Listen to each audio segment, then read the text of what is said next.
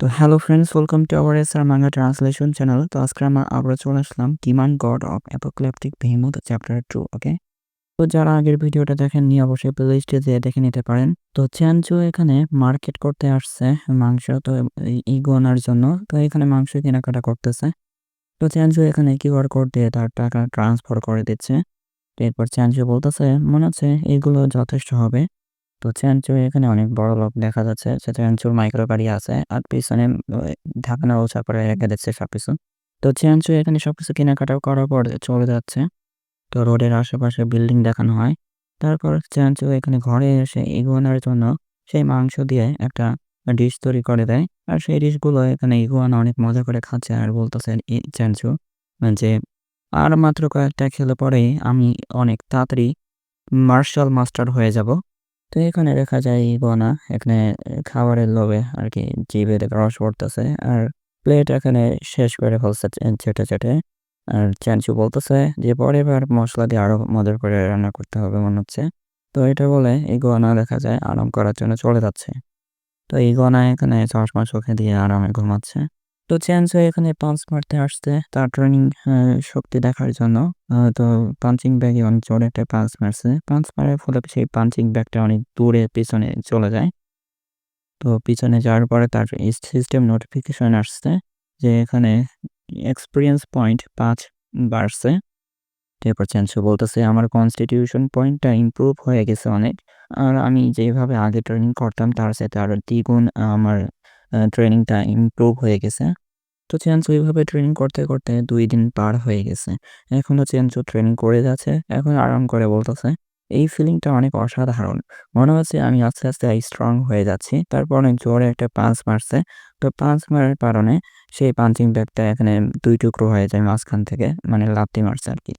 তো profile status তো সেমই আছে, খালি কনস্টিটিউশনটা বাড়ছে 28 আর এক্সপেরিয়েন্স পয়েন্টগুলো বাড়ছে ১০ করে।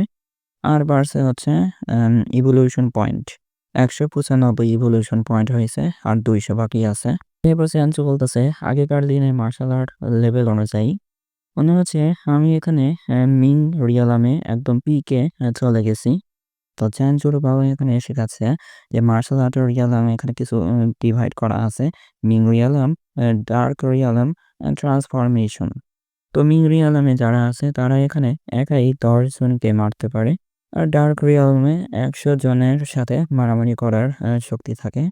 এরা কয়েকটা হিডেন লেজেন্ডারি ফ্যামিলির ভিতর থেকে পাওয়া যায়। আর ট্রান্সফরমেশন রিয়ালামে ১,০০০ মানুষদের সাথে লড়াই করার শক্তি দেয়।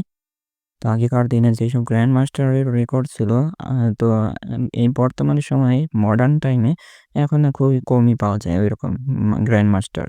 এবং এই ট্রান্সফরমেশন রিয়ালামে থাকার সময় যেই বডি পাওয়া, সেই বডি হচ্ছে আনব্রেকেবল, মানে কখনো ভাঙবে না।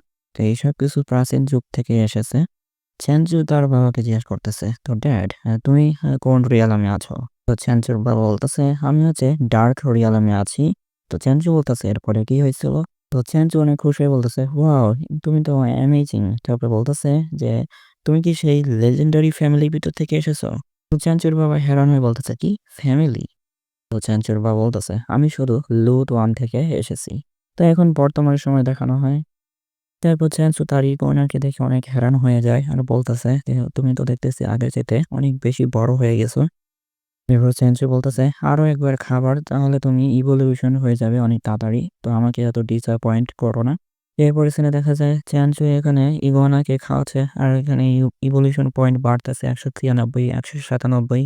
এরপর চ্যানচু বলতেছে আমি অলমোস্ট তৈরি হয়ে গেছি, কারণ ইভলিউশন পয়েন্ট ১৯৯ চলে গেছে। আর বলতেছে আমি এর অপেক্ষা করতে পারতেছি না যেতে বলতে কিভাবে ইভলিউশনটা চেঞ্জ হয়।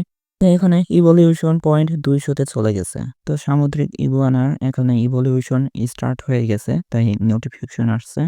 তো ইগুয়ানার শরীর থেকে ঠান্ডার ইলেকট্রিসিটি রিলিজ হচ্ছে আর আস্তে, আস্তে ইভলভ হচ্ছে।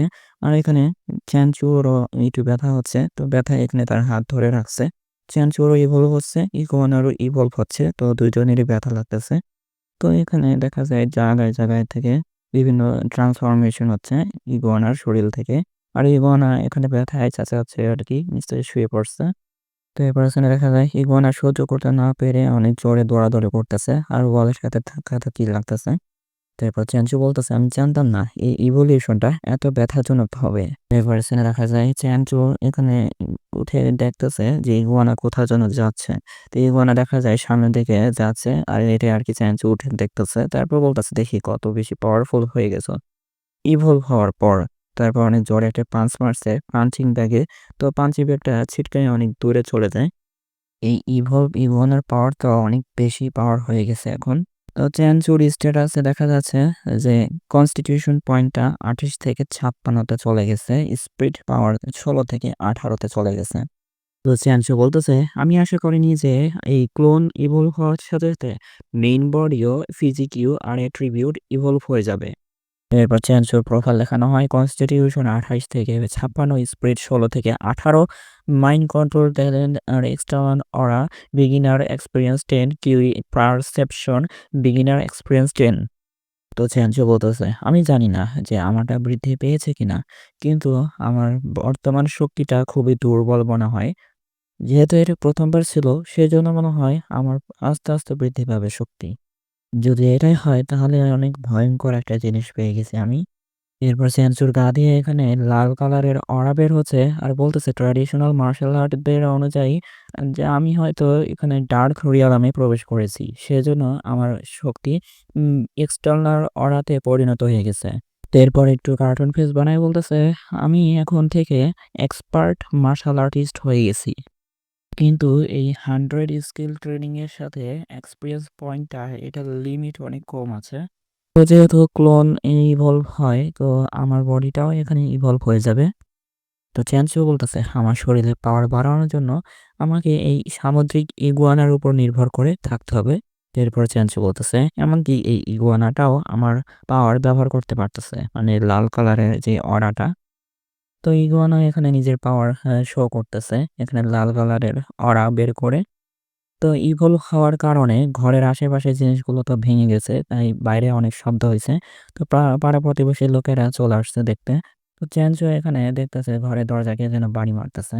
তো এখানে একটা বডি বিল্ডার আসছে আর দরজাটা অনেক জোরে জোরে মারতেছে। তো চ্যানচু বের হয়ে বলতেছে, কি সমস্যা? তো চ্যানচুর অরা দেখে এই বডি বিল্ডার অনেক ভয় পেয়ে গেছে। তো সেই বডি বিল্ডার দেখতেছে চ্যানচুর পিছনে অনেক শক্তিশালী একটা বিস্টের চেহারা দেখা যাচ্ছে। তো এরপরে এই বডি বিল্ডার বলতেছে, কি সমস্যা হলো? এই বাচ্চাটা আমাকে তো ভয় দেখাচ্ছে কেন? যেন মনে হচ্ছে এখনই আমাকে চ্যাপ্টা বানায় ফেলবে। তারপর সেই বডি বিল্ডার বলতেছে যে ইদানিং আপনার ঘর থেকে অনেক শব্দ হচ্ছে গোলমালের। তো আপনার ঘরে কি কোনো কিছু ঠিক করা হচ্ছে নাকি? তারপর চ্যান্সি বলতেছে, না না, কোনো কিছু ঠিক করা হচ্ছে না। আমি শুধু এখানে ট্রেনিং করতেছিলাম একটু বেশি দেরি করে। তো আমি বুঝতে পারিনি যে বাইরে এত আওয়াজ হবে। তো এরপর সেই বডি বিল্ডার বলতেছে, এটা কি ধরনের ট্রেনিং যে পুরো বিল্ডিংটা কাঁপায় ফেলে? তো এরপর সিনে দেখা যায় সেই বডি বিল্ডারটা একটু উঁকি মাইরে চ্যানচুর পিছনে দেখতেছে ঘরের দিকে। তো ঘর একদম ভাঙচুর হয়ে গেছে সবকিছু তার ইভলিউশনের কারণে। তো এইটা দেখে এই বডি বিল্ডার অনেক ঘাবড়ে গেছে। তো এই বডি বিল্ডার এত ঘাবড়ে গেছে যে বলতেছে যে এটা কোনো সমস্যা না। তো ঠিক আছে, তুমি তোমার ট্রেনিং মেথডটা একটু পাল্টায় দাও, যাতে এমন ট্রেনিং করো যাতে কোনো শব্দ না হয়। এরপর চ্যানচু বলতেছে, ঠিক আছে, কোনো সমস্যা নাই, আমি আমার ট্রেনিং এটা পাল্টে দেবো যাতে কোনো শব্দ না হয়। তারপর ওই বডি বিল্ডার বলতেছে, ঠিক আছে, আমার কথা শোনার জন্য ধন্যবাদ। এরপর এখানে ইগুয়ানাকে দেখানো হয়, ইগুয়ানা এখানে লিফটের দিকে তাকাইছে। তো ইগুয়ানা আর চ্যানচু কোথা যেন বের হচ্ছে। তো আজকের চ্যাপ্টারটা এই পর্যন্তই। তো দেখা হচ্ছে পরের ভিডিওতে। ভিডিও ভালো লাগলে অবশ্যই লাইক করে দেবেন, আর যারা নতুন এসেছেন অবশ্যই চ্যানেলটিকে সাবস্ক্রাইব করে যাবেন, আর যারা পুরাতন অবশ্যই ভিডিওতে একটা লাইক করে দেবেন।